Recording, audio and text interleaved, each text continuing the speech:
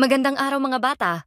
Andito ako ngayon upang ipakita ang logo ng ating lungsod, ang lungsod ng Valenzuela.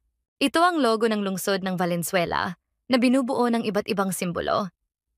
Ngayong araw ating talakayin ang mga simbolong bumubuo dito. Ang mga kulay asul, pula at dilaw ay ang tatlong kulay na matatagpuan sa watawat ng Pilipinas, kung saan ipinapakita nito ang pagiging makabayan ng mga Valenzuelanos at pati na rin ang pagmamahal nito sa bansa at sa pagiging isang Pilipino. Ang malyete ay sumisimbolo naman sa autoridad ng pamahalaang lokal ng Valenzuela. Takot palas at sakahan ay kumakatawan sa bukid, samantalang ang palaisdaan naman ay kumakatawan sa bayan. Ang bayan at bukid ang siyang tatak ng lungsod ng Valenzuela bilang dating bayan ng Polo. Ang 32 dahon ng sampagita ay kumakatawan sa bilang ng mga barangay na bumubuo sa buong Valenzuela. Ngunit ngayon ito 33 barangay na.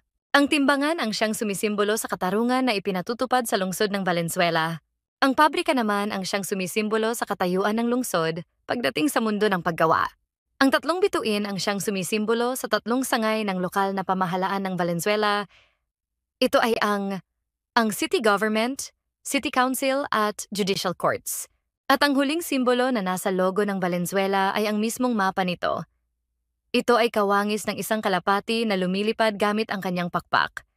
Ito ay kumakatawan sa pag-asa at pangarap ng bawat taong nakatira dito tungo sa isang mas maunlad at mas payapang Valenzuela. Sinasalamin ng mga sagisag o simbolo ng mga lalawigan ang natatanging pagkakakilanlan bilang isang lalawigan.